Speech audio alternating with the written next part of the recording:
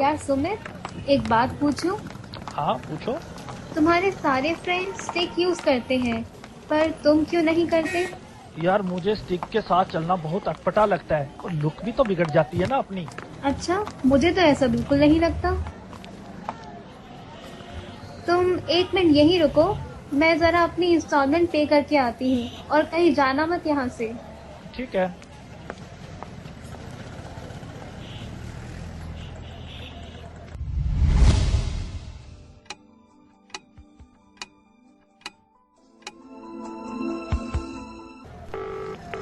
Hello Shreya.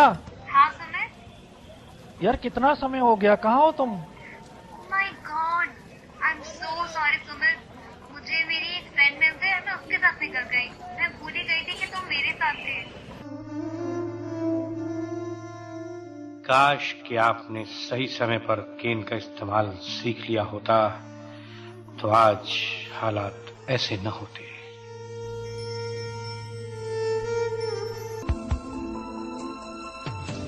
इसीलिए दोस्तों कीजिए केन से दोस्ती, क्योंकि नो केन नो गेम। प्रेम नाम है मेरा, प्रेम चोपड़ा। प्रेम चोपड़ा नाम है जी मेरा। आप सुन रहे हैं रेडियो उड़ान, द फ्लाइट ऑफ लाइफ। आज ही अपने मोबाइल फोन पर प्ले स्टोर या फिर ऐप स्टोर से डाउनलोड करें रेडियो उड़ान का ऑफिशियल ऐप और सब्सक्राइब करें रेडियो उड़ान का यूट्यूब चैनल। ज्यादा जानकारी के लिए लॉग ऑन करें www.radioudan.com। Happy listening.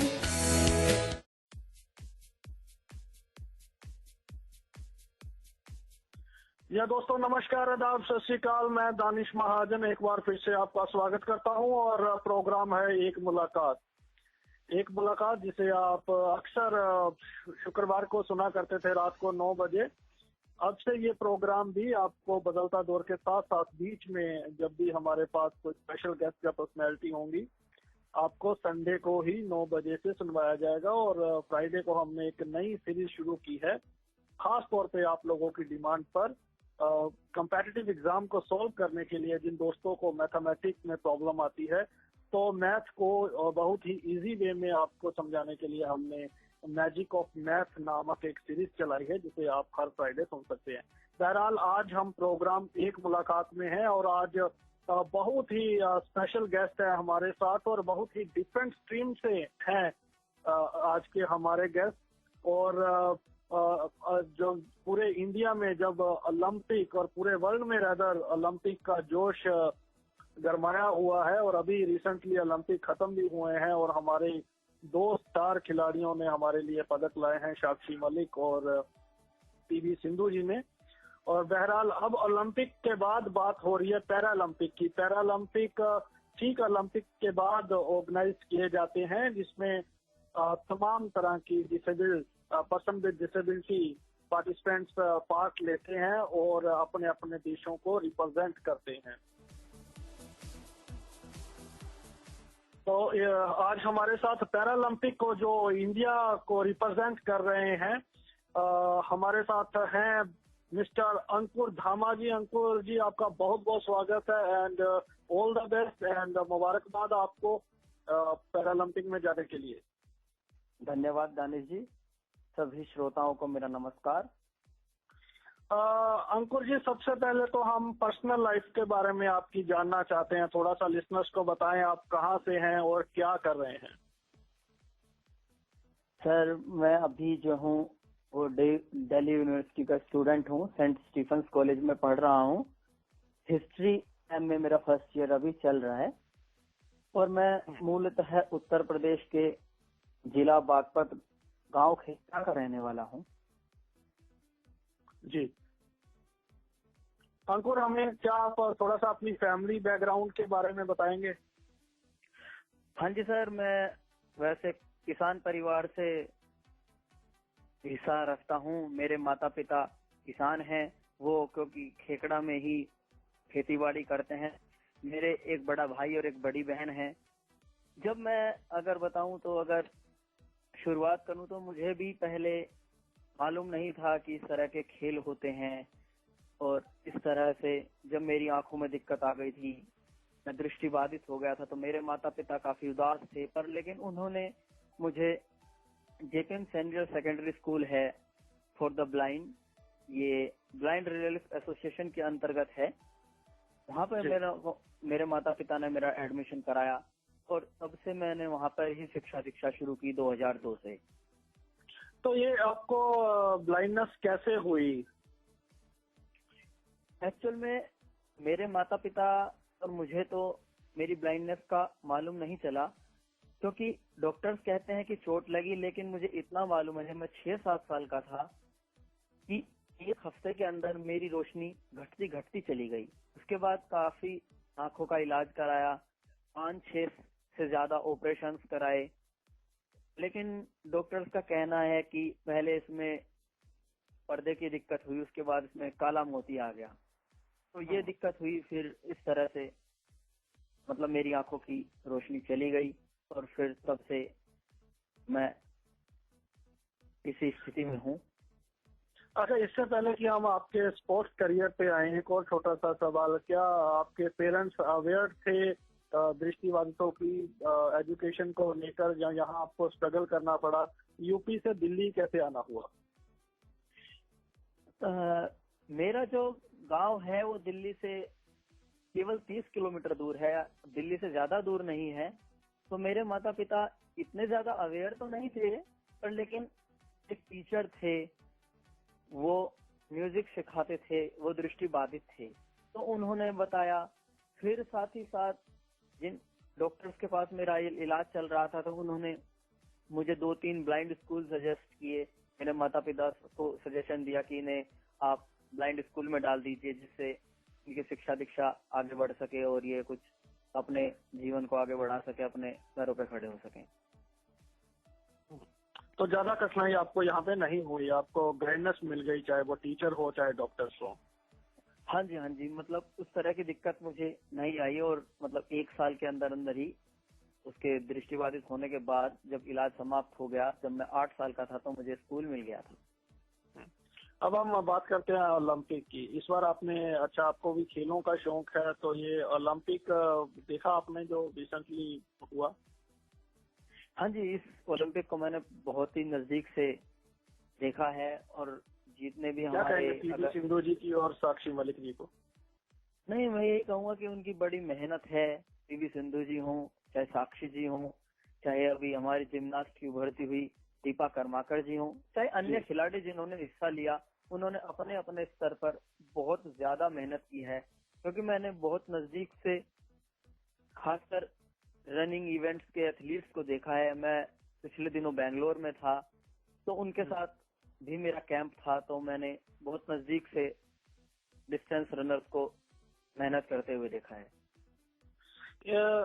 जी, इसकी हम और बातें करेंगे जब जब इंटरव्यू बढ़ेगी। अब आप बताएं कि आपका खेलों में कैसे आना हुआ, और आप, ये बहुत बड़ी बात है कि जहां तक हमारी इंफॉर्मेशन है, इससे पहले किसी भी मुस्लिम प्लेयर ने एंट्री नहीं ली है पैरालंपिक में। This is the first time that you are entering into the Paralympic, तो ये बहुत बड़ी अचीवमेंट है। तो कैसे आपका खेलों में रुचि हुई और कैसे इतनी बड़ी अचीवमेंट आपको मिली? सर, जब मैं 5th-6th क्लास में था, तो तभी से मैंने स्कूली खेलों में हिस्सा लेना शुरू किया था। एक ऑर्गेनाइजेशन है इंडियन ब्लाइंड स्पोर्ट्स एसोसिएशन, जो हर 2 साल में दृष्टिबाधितों की राष्ट्रीय स्तर की प्रतियोगिताएं कराता है। तो वहीं से शुरुआत हुई थी मेरी धीरे धीरे खेलने की, क्योंकि उस समय जब मैं स्कूल में पढ़ रहा था, तो मेरे कुछ सीनियर थे, वो भी हिस्सा लिया करते थे तरह तरह की प्रतियोगिताओं में, तो वहीं से मेरी रुचि पनपी थी। तो आपका फेवरेट स्पोर्ट्स कौन सा है, मतलब किस कैटेगरी में आप पार्टिसिपेट करते हैं? सर, वैसे मैं जैसे 100% ब्लाइंड हूँ, तो उसमें कैटेगरीज ऐसे होती हैं, जैसे 100% ब्लाइंड जो टोटली ब्लाइंड होता है। नहीं, मैं खेल की पूछ रहा हूँ, किन खेलों में आप पार्टिसिपेट करते हैं? मैं मुख्य रूप से एथलेटिक्स में हिस्सा लेता हूँ, और इससे पहले मैं अंतर्राष्ट्रीय स्तर पर भारत की तरफ से फुटबॉल में भी हिस्सा ले चुका हूँ। अच्छा, वेरी गुड। तो फुटबॉल के बारे में भी हम बात करेंगे। आपने कहाँ कहाँ पहले रिप्रेजेंट किया है। तो एथलेटिक में इस बार आपने बताया कि आप 1500 मीटर की जो रेस है उसमें हिस्सा ले रहे हैं। तो आपका चयन ही इस खेल में हुआ है, जहाँ आप जाना ही इसमें चाहते थे, या फिर आपकी किसी जिस स्पोर्ट में आप जाना चाहते थे वहाँ आपको मौका नहीं मिला तो आप 1500 मीटर रेस में आ गए? नहीं, मैंने शुरुआत भी जब बचपन से की थी 2006-7 से, तो 400-800 मीटर की दूरी की रेस से शुरुआत की थी। तब उसके बाद 2009 में मैंने अपना सबसे पहला अंतर्राष्ट्रीय मुकाबलों में हिस्सा लिया था, जो कि स्टूडेंट वर्ल्ड यूथ चैंपियनशिप थी। जब वहां पर मैंने 400 और 800 मीटर में स्वर्ण पदक जीता था अमेरिका के कोलोराडो स्प्रिंग में। उसके बाद धीरे धीरे मेरी शुरुआत ऐसे ही बढ़ती गई। उसके बाद मुझे एक अच्छे coach Dronacharya awardee doctor Satyapal sir मिले, जो कि दिल्ली में ही हैं। उनके पास में ट्रेनिंग करने लगा और फिर 2010 के नेशनल गेम्स में मेरे 400, 800, 1500 में तीनों मेडल रहे। उसके बाद यहीं से मेरा सिलेक्शन हुआ दोबारा से स्टूडेंट वर्ल्ड यूथ चैंपियनशिप खेलने के लिए। वहां पर मैंने 800 और 1500 मीटर की रेस में हिस्सा लिया। वहां पर मेरा 800 मीटर में सिल्वर और 1500 मीटर में स्वर्ण रहा। तब से ही मैं लगातार इस तरह की प्रतियोगिताओं में हिस्सा लेता रहा हूँ। इसी तरह से मेरा क्रम जो है वो बढ़ता रहा है। जैसे जैसे आप मेरे से पूछेंगे मैं बताता जाऊंगा। आपका पैशन जो बता रहे हैं बेसिकली रेसिंग में है। आपके रोल मॉडल कौन है अंकुर जी? जी, उस समय एक हमारे दृष्टिहीन ही हुआ करते थे, पार्शियली ब्लाइंड थे, रविंद्र सिंह नागर जी। वो काफी अच्छी रनिंग करते थे। वो अंतर्राष्ट्रीय स्तर पर हिस्सा लेते थे और उनके पास भी हमें स्कूल में कुछ सीखने का मौका मिला था। तो उन्हीं को मैं अपना एक प्रेरणा का स्रोत मानते हुए उस समय चल रहा था। अगर हम हट के बात करें सामान्य जो भी हम नॉर्मल स्ट्रीम कहते हैं, जब मेन स्ट्रीम के लोगों के, जैसे मिल्खा सिंह जी हैं, जब पीटी उषा जी बहुत फेमस हैं, तो क्या बचपन में उनको आपने देखा, या उनसे भी आपको प्रेरणा मिली, या आपने जब जैसे आपने रविंदर जी का जिक्र किया तो वही आपके ट्रू इंस्पिरेशन रही? नहीं सर, मैं उस समय भी रनिंग इवेंट्स को देखता था कि किस तरह से नेशनल इवेंट्स में हमारे यहाँ पे उस समय जो हुआ करते थे, एक अभी भी हैं सुरेश पटेल जी हैं, और पुराने एथलीट में दिनेश कुमार मीणा जी, प्रमोद जी, और खुद जो मेरे कोच हैं डॉक्टर सत्यपाल सर, वो भी नेशनल मेडलिस्ट और उन्होंने वर्ल्ड यूनिवर्सिटी के लिए क्वालिफाई किया था। तो वो सब मेरी प्रेरणा का स्रोत रहे हैं। तो मैं मतलब एक जी, तो आप हाँ जी, मतलब ये है कि मैं मेन स्ट्रीम पर भी पूरा फोकस रखता था, क्योंकि मैं मानता हूँ कि मेन स्ट्रीम के साथ ही एक डिसेबल जो है वो प्रदर्शन को अच्छा कर सकता है, क्योंकि मुझे गाइड की जरूरत पड़ती है, और एक अच्छा गाइड अगर बहुत अच्छा करना है तो बहुत अच्छे गाइड की जरूरत पड़ेगी, जो कि कम से कम वो भी राष्ट्रीय स्तर का खिलाड़ी हो, तभी हम अपनी परफॉर्मेंस को बढ़ा सकते हैं। जी। कितनी मेहनत करनी पड़ती है?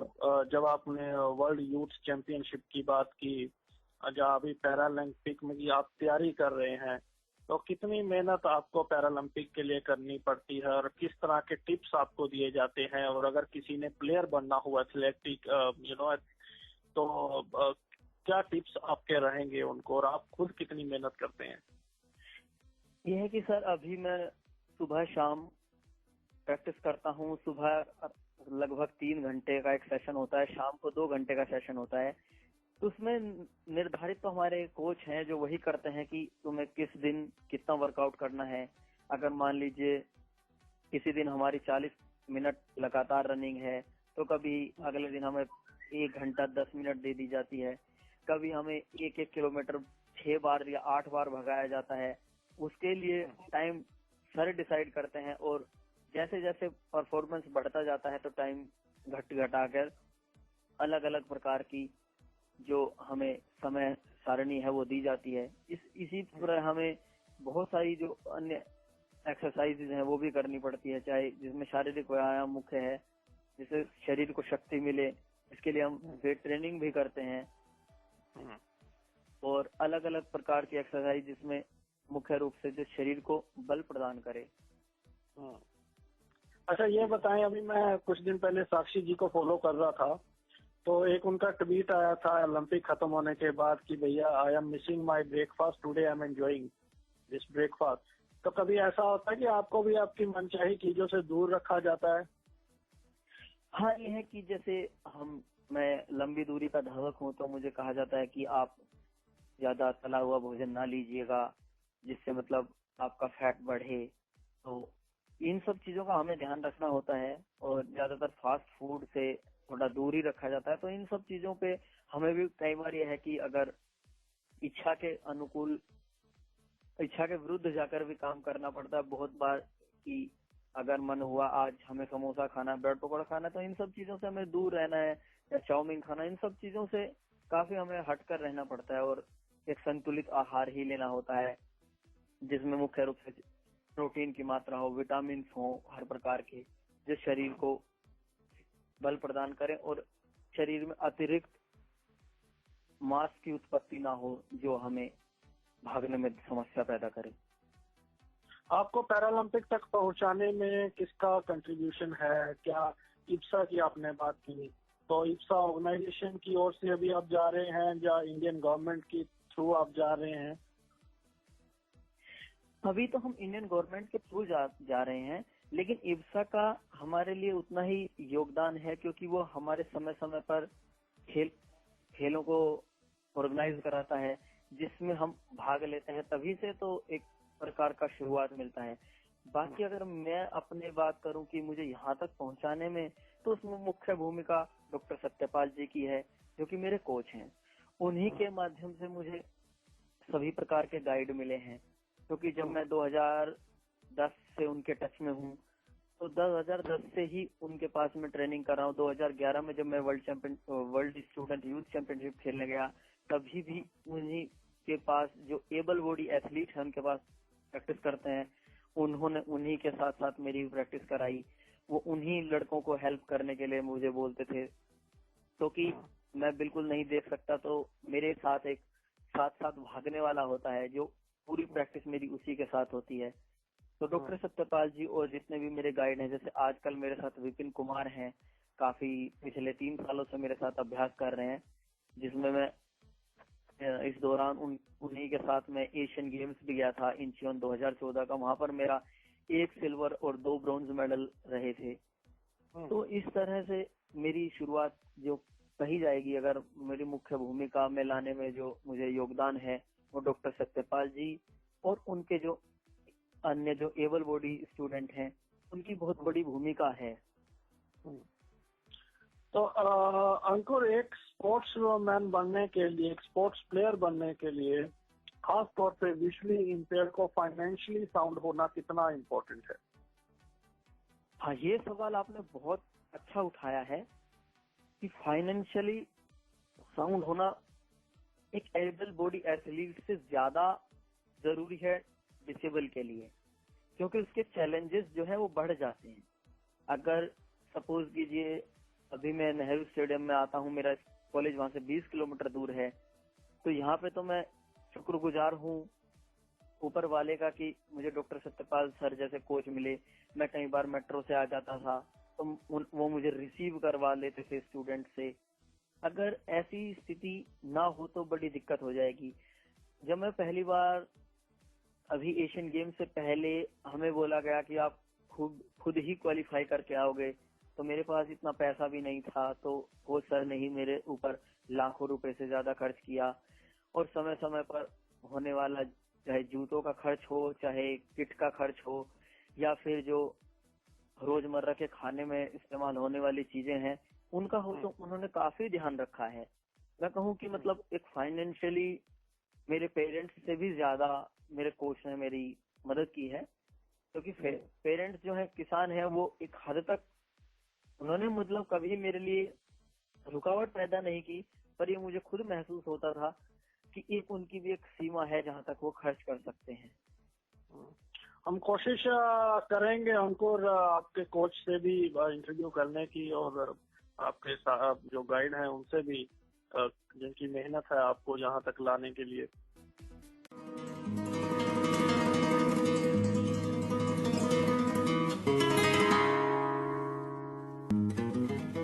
मैं आनंद आचलेकर हूँ, national association for the blind India का मानद सेक्रेटरी हूँ। मैं आप सबका उड़ान चैनल पे स्वागत करता हूँ।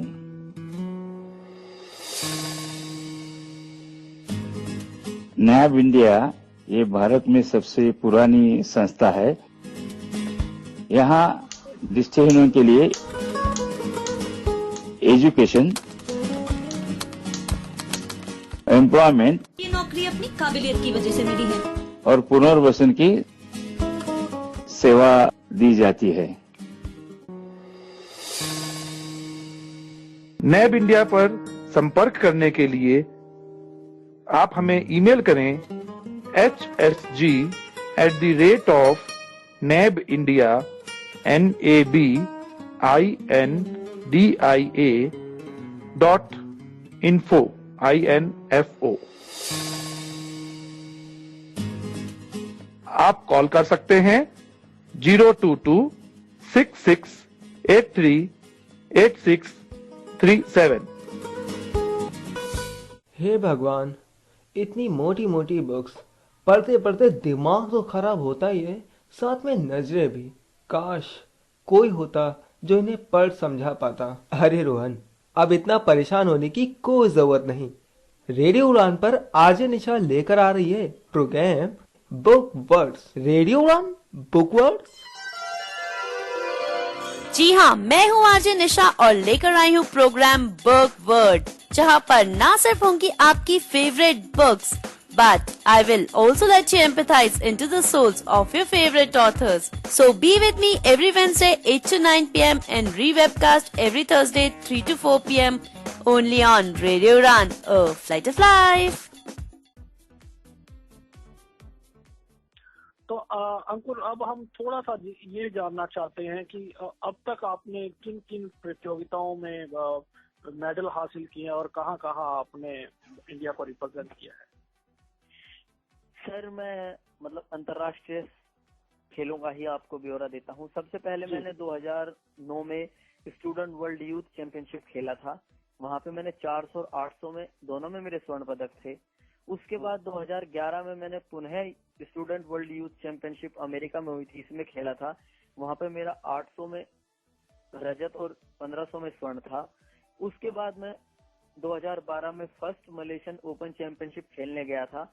वहाँ पर मेरा 800 में स्वर्ण पदक था और 1500 में स्वर्ण पदक था।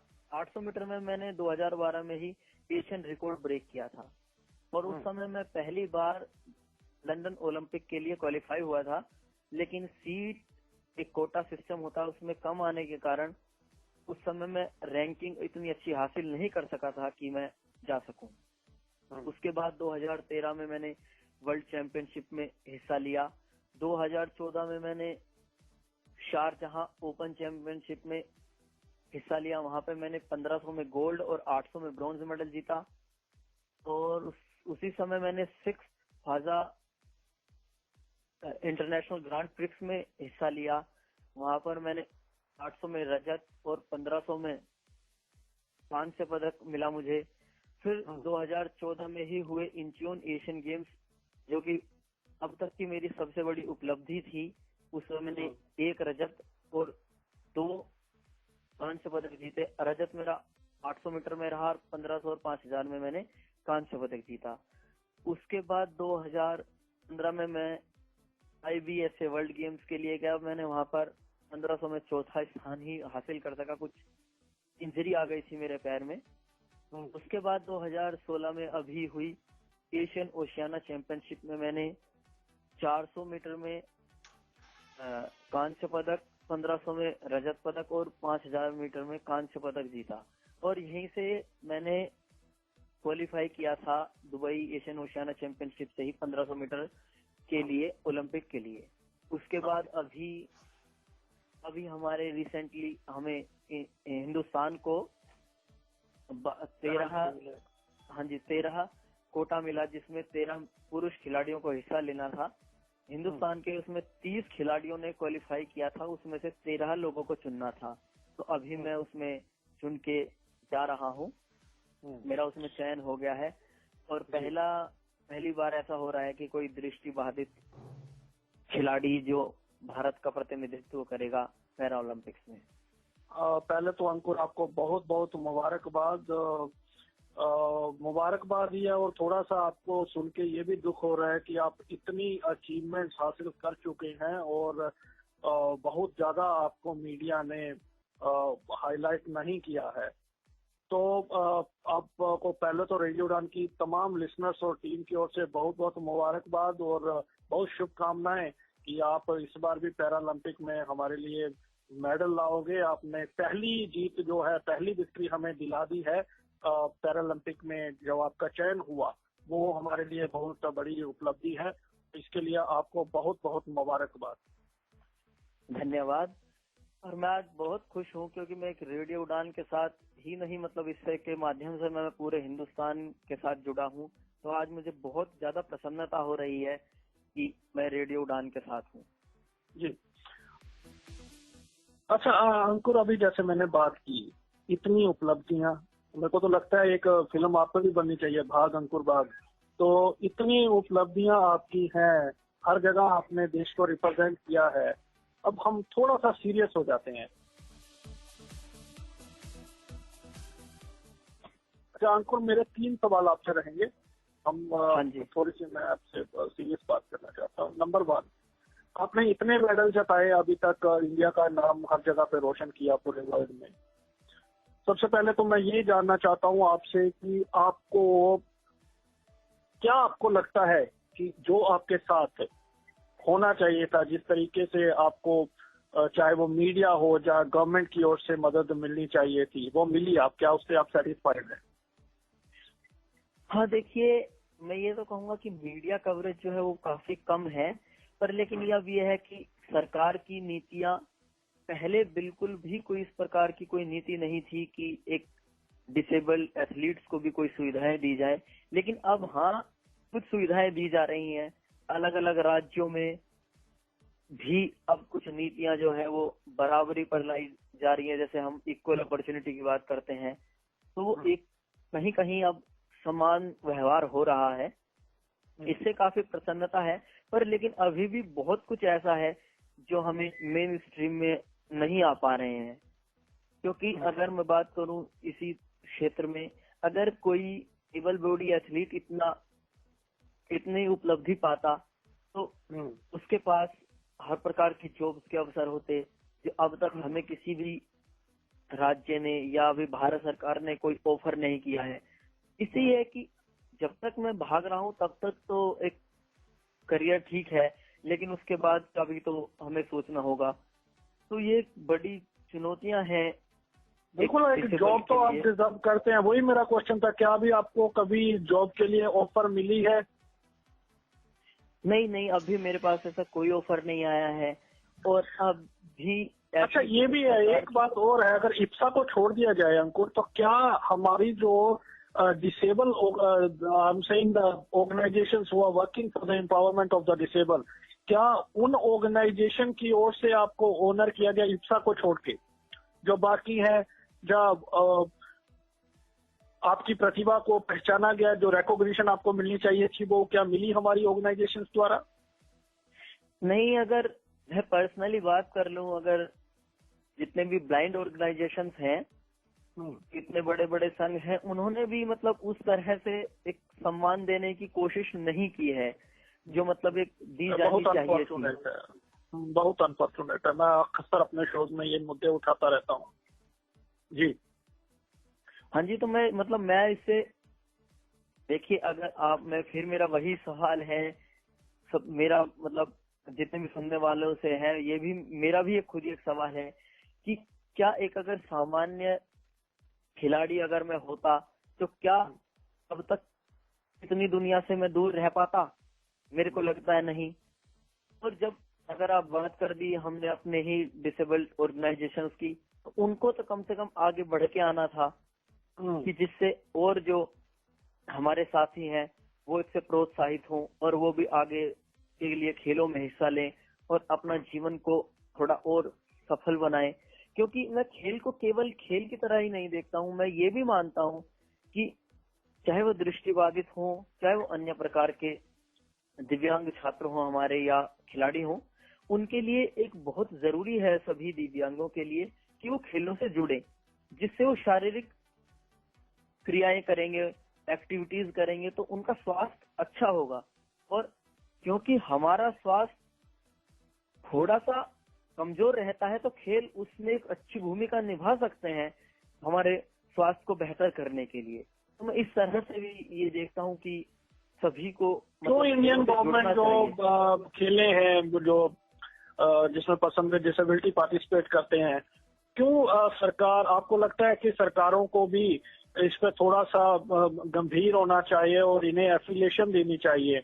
जो तमाम हकूक मिलते हैं साइकिल प्लेयर्स को या मेन स्ट्रीम प्लेयर्स को, वही सारे जो अधिकार हैं वो पर्सन विद डिसेबिलिटी को भी मिलने चाहिए।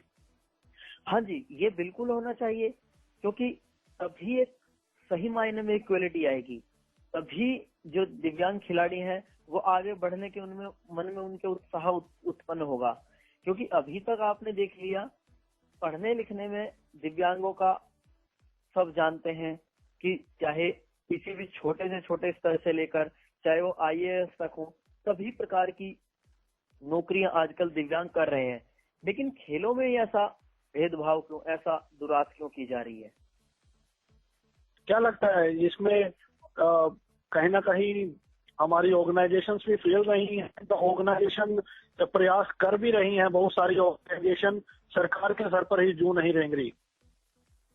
हाँ, कुछ ऑर्गेनाइजेशंस हैं वो अब प्रयास कर रही हैं, उसका रिजल्ट बहुत स्लो है। अगर सरकार की कुछ नीतियां, अगर मैं एक सवाल ये उठाता हूँ, अगर पैरालंपिक्स खेलने के बाद अगर कोई मेडल जीतता है महज तभी वह भारत सरकार की ओर से नौकरी अगर पा सकता है, तो यह तो आप समझ ही सकते हैं कि कितना बड़ा मुश्किल काम है। एबल बॉडी में राष्ट्रीय स्तर पर होने के बाद अगर वो पदक लाते हैं तो आराम से उन्हें किसी भी क्षेत्र में, चाहे रेलवे हो, चाहे अन्य राज्य के संस्थान या फिर भारत सरकार की ओर से जितने भी, चाहे वो प्राइवेट एसोसिएशंस भी हैं, ऑर्गेनाइजेशंस हैं, चाहे वो ONGC हो, इंडियन ऑयल हो, हिंदुस्तान पेट्रोलियम हो, या किसी भी प्रकार के जो सेवा क्षेत्रक हैं उनमें उनको भागीदारी मिल रही है। तो ये एक दिव्यांगों के साथ भी होना चाहिए। जी, तो मोदी जी का शब्द दिव्यांग आपको काफी भा गया है? देखिए, ये जो मोदी जी का शब्द है, मैं वैसे शब्द के साथ नहीं, अगर मैं केवल इस तरह से उनके साथ जोड़ रहा हूँ इस शब्द को कि एक भारत के प्रधानमंत्री होने के नाते उन्होंने कहीं ना कहीं इस बात को उठाने की कोशिश की है, उनके चाहे शब्द कुछ भी रहे हो, मतलब कि उनका कोई ना कोई फोकस तो रहा है। बस मैं जरा सा इस बात पर तवज्जो देता हूँ। जी, तो अंकुर ये बताएं कि जितने मेडल आपने जीते अब जब आए, कभी किसी ऑर्गेनाइजेशन या किसी सरकार ने कोई कैश प्राइज आपको दिया हो? हाँ जी, जैसा मैं अभी बता रहा था कि कुछ राज्यों ने इक्वल किया है, उसमें जैसे दिल्ली सरकार ने अभी इक्वल कर दिया है लास्ट 2 सालों से। तो मुझे एशियन गेम्स पे ये जो खेलने पर पदक हासिल किए थे, मैंने केवल एशियन गेम्स पे मुझे राशि मिली है एबल बॉडी की तरह। और भारत सरकार ने भी अब सेम अपनी नीतियां की हैं, बराबरी की नीतियां की हैं, लेकिन जॉब्स में अभी तक वो भी पूर्ण रूप से इक्वलिटी नहीं दिखा पा रही हैं। कितनी राशि आपको दी गई भारत ये आप बता रहे हैं दिल्ली द्वारा आपको? हाँ जी, जो दिल्ली सरकार की तरफ से मुझे 34 लाख रुपए दिए गए थे और भारत सरकार की तरफ से 22 लाख रुपए की राशि मुझे दी गई थी, जो कि एक सामान्य एथलीट के लिए भी यही थी। लेकिन उनके साथ नौकरियां का अलग वो था, उन्हें A ग्रेड की जॉब्स मिल गई। लेकिन जो डिसेबल एथलीट है उनके लिए ऐसा कोई प्रावधान अभी तक कोई है नहीं कि वो इतना अच्छा करने के बाद भी किसी प्रकार की नौकरियां पा रहे हों।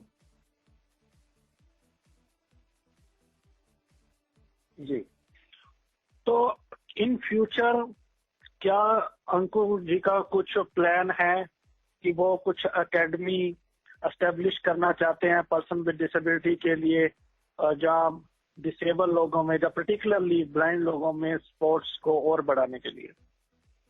हाँ, मेरा यही है कि मैं सबसे पहले तो मैं यही चाहता हूँ कि जो हमारी जितनी भी ऑर्गेनाइजेशंस हैं वो थोड़ा और आगे बढ़कर आए, जिससे कि सरकार पर भी दबाव बनेगा और सरकार की नीति भी तभी प्रभावित होंगी जब हमारे ऑर्गेनाइजेशंस हैं, संस्थान हैं, वो प्रयास करेंगे। हाँ, जब आपका दूसरा सवाल ये रहा मेरा एकेडमी का, जैसे कि मैं बचपन से ही जुड़ा रहा हूँ, तो अब मैं मानता हूँ कि पूर्ण रूप से मेरे खून में ये समा गया है।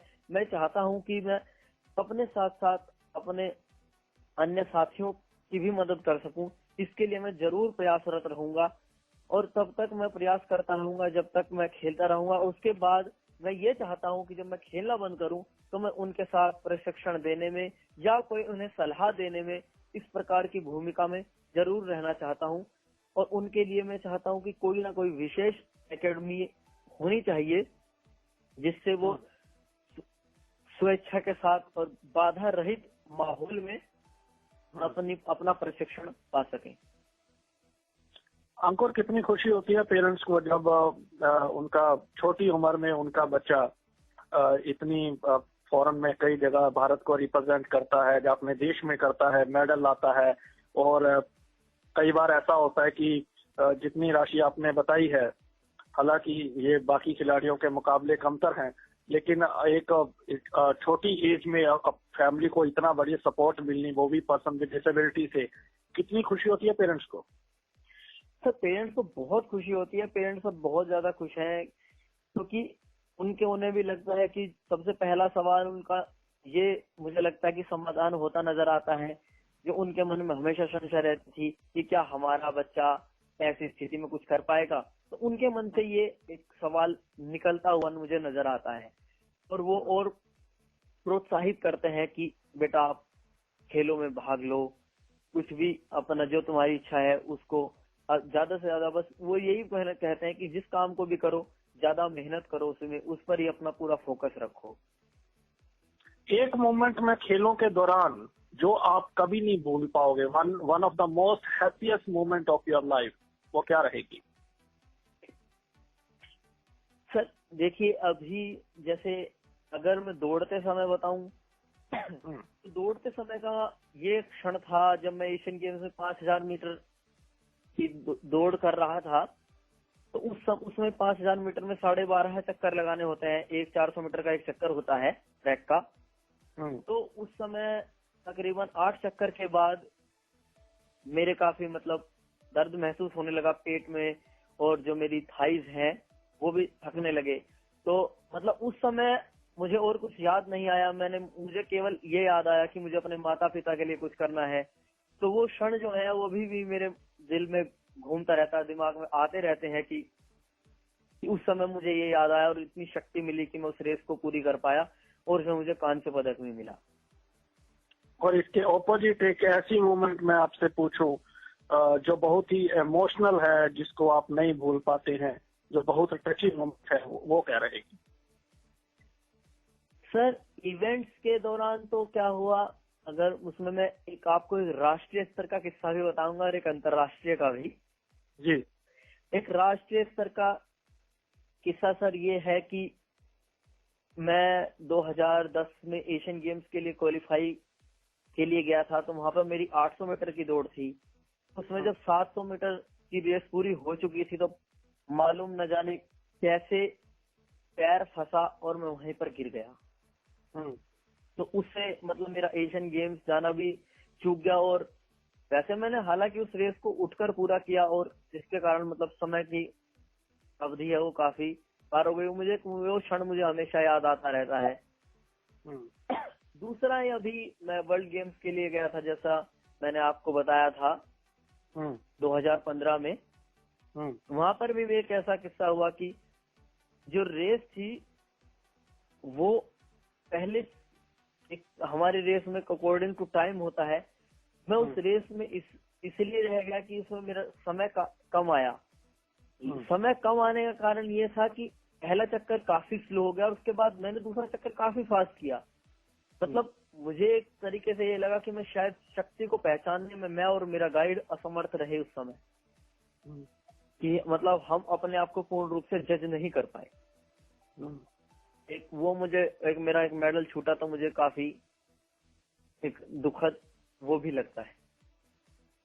अगर बिगिनिंग से कोई किसी बच्चे को प्लेयर बन, डिसेबल बच्चे को, तो कैसे शुरुआत होती है और किस किस का साथ लेना चाहिए उसे या लेना पड़ता है, कैसे वो इंटरनेशनल स्पोर्ट्स तक पहुंचता है, इंटरनेशनल इवेंट्स तक, सॉरी।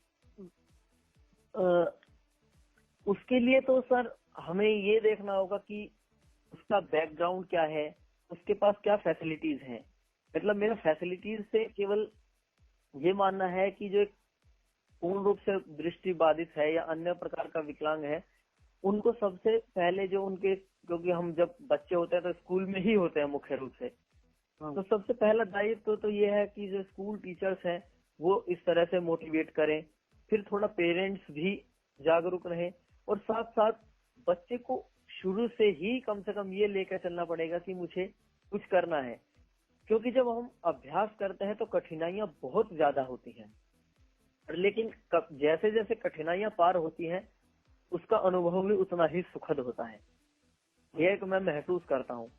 तो जो एज ए विकलांग खिलाड़ियों के लिए जो उनके सहायक होते हैं, समर्थक होते हैं, जो उनके शुभ चिंतक होते हैं, उनकी एक मुख्य भूमिका है उनको आगे बढ़ाने में।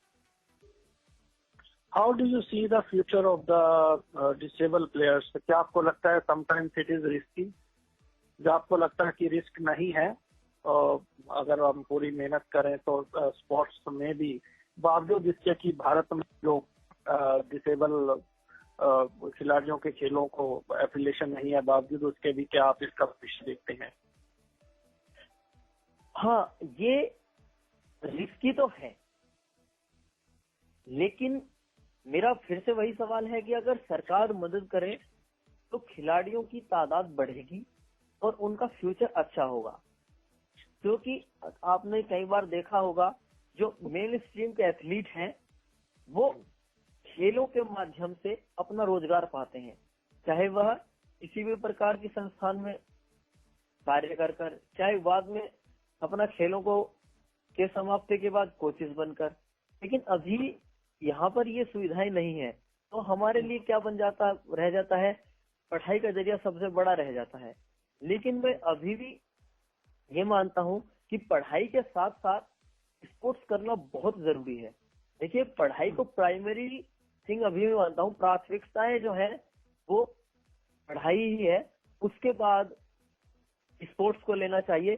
पर लेकिन अगर आप स्पोर्ट्स के फील्ड में है तो उसमें आपको पूर्ण मेहनत और लगन के साथ काम करना होगा, क्योंकि बाधाएं जो है वो आदमी को परेशान करती हैं। मेरे साथ भी एक किस्सा है कि कई बार मैं इंजर्ड हो जाया करता था।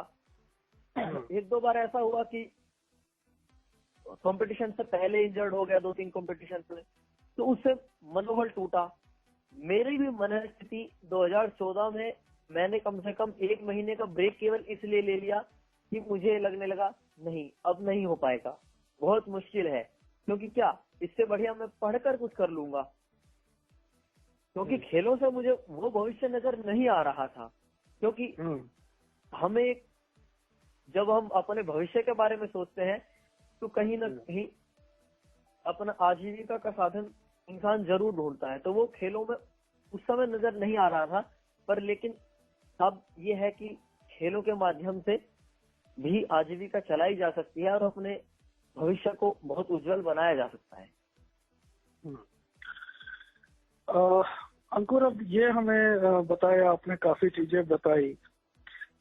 क्या आप जब रेसिंग करते हैं, जो आउटडोर स्पोर्ट्स इवेंट, चाहे शॉर्ट पुट हो, लॉन्ग जंप हो, खासतौर पे पूर्णतः दृष्टिहीनों के लिए, क्या मानते हैं ये स्पोर्ट्स ज्यादा डिफिकल्ट रहता है, या बराबरी का एहसास दिलाता है, या इंडोर स्पोर्ट्स हो गए जैसे चेस? तो दोनों में आप फर्क देखते हैं, दोनों को अपनी अपनी जगह पे देखते हैं, कैसे देखते हैं इन दोनों को, इंडोर आउट गेम? और थोड़ा सा फुटबॉल के बारे में भी बताएं। एक एसोसिएशन भी बनी थी फुटबॉल की, तो क्या ये खेल अभी भी दृष्टिहीन खेल सकते हैं? खेला जा रहा है जहाँ इसका ट्रायल के बाद इसको खत्म कर दिया गया? अगर खेला जाता है तो कैसे खेलते हैं फुटबॉल सुनने के बाद? हाँ, अगर मैं पहले सवाल आपका ये लेता हूँ कि आउटडोर और इंडोर गेम्स में मुख्य रूप से मैं वैसे ज्यादा देखिए शारीरिक और मानसिक में, जैसे कई बार लोग तवज्जो देते हैं, मेहनत सब में उतनी ही लगती है, तरीके बदल जाते हैं क्योंकि जहां प्रतियोगिता आ गई अर्थात समझिए वहां पर प्रतिस्पर्धा बढ़ गई और मेहनत शुरू है। अगर चेस है, चेस को बहुत अच्छे से खेला जा सकता है, उसमें मतलब टेक्निकली वो बहुत इंडिपेंडेंट गेम है जिसे दृष्टि बाधित अपने पूर्ण रूप से दूसरों की सहायता की आवश्यकता उसमें कम है। और ये जो आउटडोर इवेंट्स हैं वो फुली ब्लाइंड के लिए वो एक तरीके से डिपेंड ज्यादा है, उसके साथ साथ कोई ना कोई सहायक या कोच की आवश्यकता उसे होगी ही होगी। तो मुख्य रूप से अंतर बस इसमें यहाँ पर ये बढ़ जाता है कि हम थोड़ा डिपेंड हो जाते हैं दूसरों पर, और इसमें हमारी जो शारीरिक क्षमता है उनके क्योंकि शारीरिक क्षमताएं भी एक है और उसके साथ साथ हमारा मानसिक संतुलन होना भी बहुत जरूरी है, क्योंकि कई बार अगर हम ग्राउंड पर अवेलेबल हो गए और हमारे सहायक नहीं हो पाए तो उस समय हमारी मानसिक स्थिति इस तरह से कई बार होती है कि हम आ गए हैं, वो नहीं आ पाए हैं, तो उससे उस समय हमें अपनी मानसिक स्थिति को कमजोर नहीं करना है, क्योंकि बेसिकली ये हमारा कार्य है, हमें इसमें ज्यादा से ज्यादा अपनी भागीदारी देनी है। और दूसरा हमारी, क्योंकि दूसरा व्यक्ति हमारी मदद कर रहा है, उसकी मदद जितनी मिले उतनी ही वो ज्यादा है। इस तरह से मेरा एक सोचना है। एक सवाल और बहुत इम्पोर्टेंट है। अभी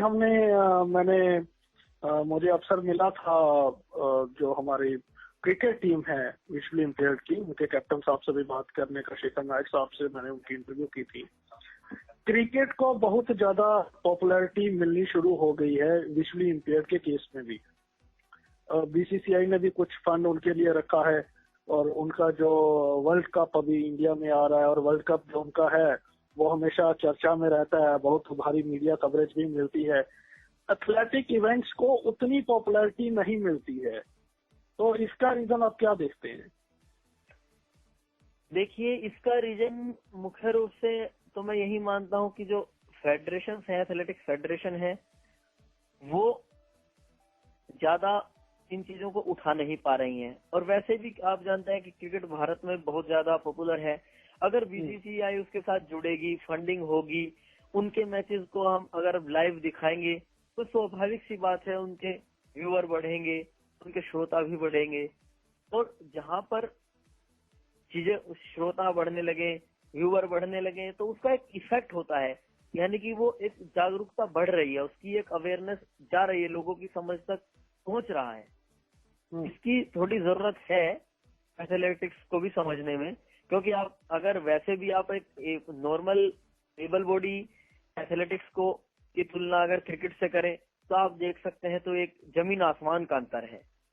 दृष्टिबाधितों में अगर बीसीसीआई ने थोड़ा कदम उठाया है तो उससे तब से ही ये दृष्टिबाधितों का क्रिकेट भी आप देख रहे हैं, मुख्य रूप से पिछले 2-3 सालों में ही ज्यादा चर्चा काफी पॉपुलराइज है। हाँ, काफी पॉपुलराइज है। तो कहीं ना कहीं लोगों की रुचि और फेडरेशनों की पूरी तरह से मीडिया मैनेजमेंट को करने में थोड़ा बहुत असफल रहे हैं। जी। तो अंकुर, अब हम थोड़ा सा स्पोर्ट से हट जाते हैं और आपकी पर्सनल लाइफ में आते हैं। तो ये बताएं कि अंकुर के शौक क्या हैं? सर, मेरा शौक मतलब स्पोर्ट्स को छोड़कर तो मैं घूमना फिरना काफी पसंद करता हूँ जब समय मिलता है। गाने सुनना भी मुझे बहुत अच्छा लगता है, पर लेकिन ये है कि मैं ज्यादा समय अपने दोस्तों के साथ ही उस समय बिताना चाहता हूँ और उनके साथ सैर सपाटे पे जाना मुझे काफी अच्छा लगता है। अंकुर को खाने में क्या पसंद है? जैसे खाने में वैसे मुझे मतलब भिंडी की सब्जी बहुत ज्यादा पसंद है, और मतलब दूध से बने हुए प्रोडक्ट हैं वो भी काफी अच्छे लगते हैं। और क्या है कि मुझे मतलब मीठा जो है वो एक तरीके से मैं कह सकता हूँ कि मेरी जान है। मैं अभी थोड़ा मीठा, अभी मेरे को एडवाइस की गई कि कम खाना है, वरना मैं हमेशा अक्सर मेरी मम्मी मेरे लिए हमेशा हॉस्टल में भी मेरे पास कभी लड्डू, पेड़े और अलग अलग प्रकार की मिठाइयाँ हमेशा आती रहती हैं। और ये मेरे दोस्त भी मानते हैं कि मतलब अगर मेरे कमरे में जाओगे तो जरूर मीठा तो मिलेगा ही। कौन से स्पोर्ट्स प्लेयर हैं जो आपके फेवरेट हैं? सर मेरे एथलेटिक्स में बहुत अच्छे मतलब मेरे फेवरेट प्लेयर हैं। अभी मतलब मैं केन्या के कैपरोगी जो हैं उनको भी फॉलो करता हूँ। हुसैन बोल्ट भी है। और हिंदुस्तान में अगर देखें तो मैं उनको बहुत ज्यादा पसंद करता हूँ। अभी लक्ष्मण जी हैं 5000 मीटर के, और ललिता बाबर हैं, ये भी काफी अच्छा कर रही है ट्रिपल चेस में, जो अभी ओलंपिक्स में 10th प्लेस पे थी। मतलब ये काफी मतलब एक मुझे लगता है कि काफी सीरियस एथलीट है। मूवीज देखने का शौक है आपको? हाँ, मूवीज देखने का शौक है, पर लेकिन मैं मूवीज कभी कभी देख पाता हूँ। अच्छा, सुल्तान, भाग मिल्खा भाग या अपने, इन तीनों में से किसी फिल्म को देखा है? हाँ, मैंने अपने भी देखी है, सुल्तान नहीं देखी, भाग मिल्खा भाग देखी है। उससे पहले एक स्पोर्ट्स पे ही बनी थी, पान सिंह तोमर जी। हाँ जी, वो भी मैंने देखी है। जो तीनों फिल्में देखी हैं, सबसे तीनों में से बेस्ट कौन लगी? कौन सी फिल्म लगी? अगर वैसे देखूं तो मुझे जो ज्यादा वो पान सिंह तोमर की जो कहानी है वो ज्यादा बेहतरीन लगी। उसमें भी क्योंकि मुझे अपना सा दर्द लगता है, क्योंकि पान सिंह तोमर इतने अच्छे एथलीट होने के बाद, जिनका प्रिंसिपल में भारत के लिए बहुत लंबे समय तक रिकॉर्ड रहने के बाद उनको सुविधाएं नहीं दी गई, उनके आसपास उनको सुना नहीं गया, जिसके चलते बाद में वो मतलब एक डाकू का रूप ले लेते हैं, एक बागी बन जाते हैं, केवल इसलिए व्यवस्था के खिलाफ। मतलब ये मुझे काफी दर्द है कि मतलब इतने अच्छे एथलीट होने के साथ बाद भी उनके साथ जो व्यवस्था का था वो ये रवैया था। अच्छा, एक बड़ा इंटरेस्टिंग सवाल मैं लिसनर्स के लिए पूछना चाहता हूँ। बाहर जाते हैं आप फॉरेन में, वहाँ तमाम खिलाड़ी आते हैं, कभी ऐसा हुआ आप जीते हैं, मेडल मिला और किसी लड़की ने प्रपोज किया हो आपको वहाँ पे? नहीं सर, अभी तक तो ऐसा नहीं हुआ कि किसी लड़की ने मतलब प्रपोज किया हो, क्योंकि एक्चुअल में क्या है कि मिलना जुलना नहीं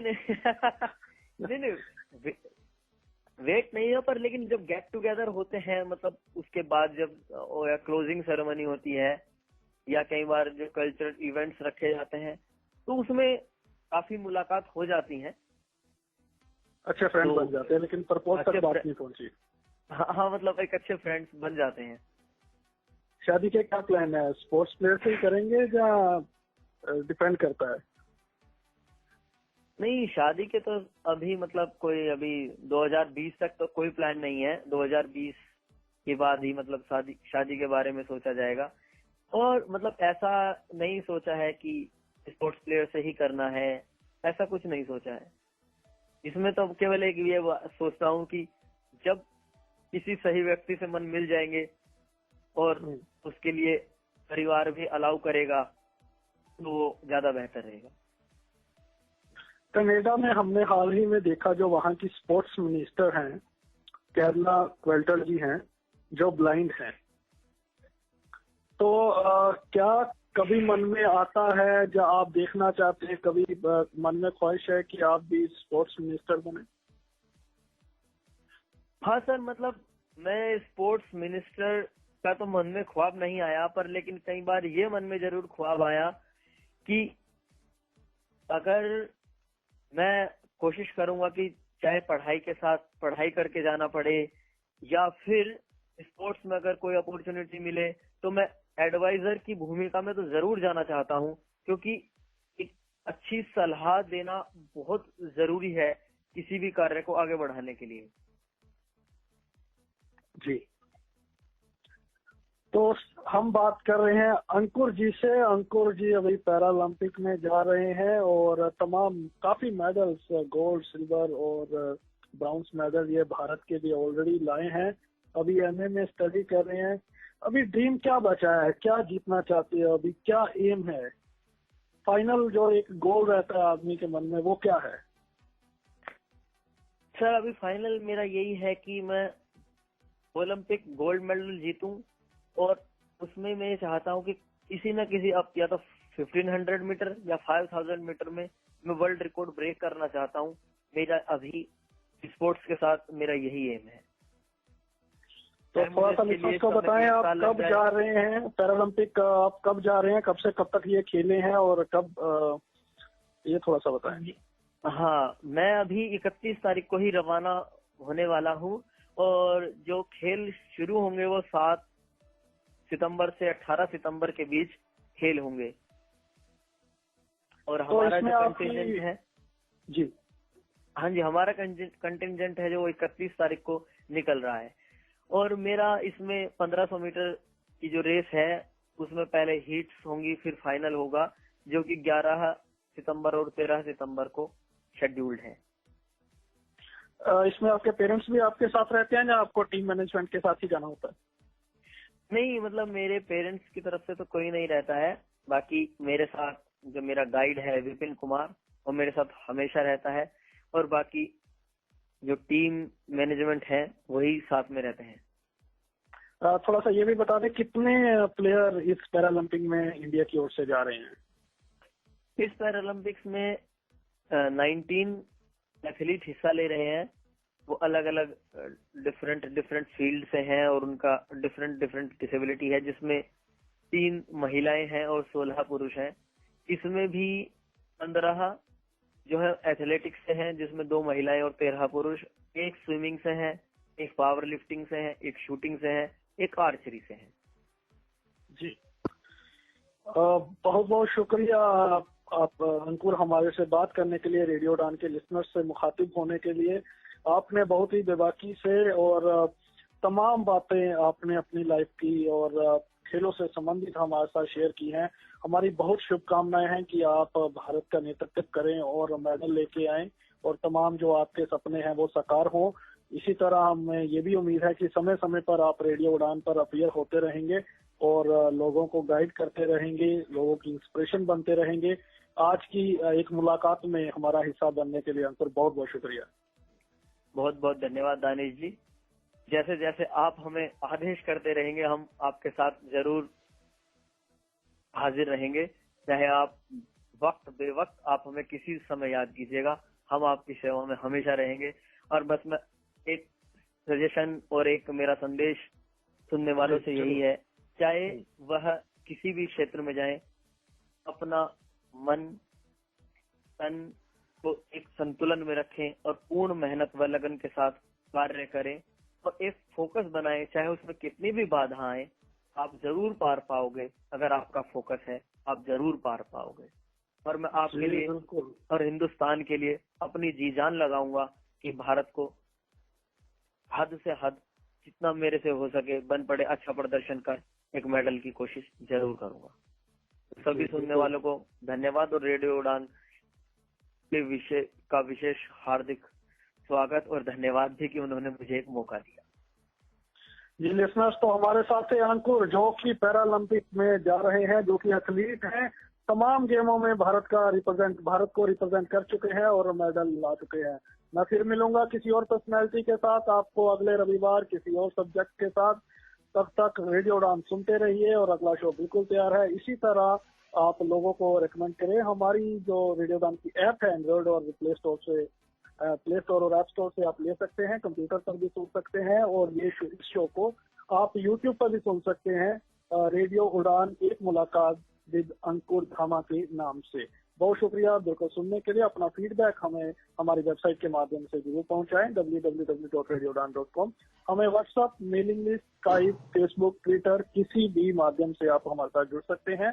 बहरहाल आज की मुलाकात में इतना ही। ये शो कैसा लगा हमें जरूर बताइएगा। Thank you so much, take care, bye bye.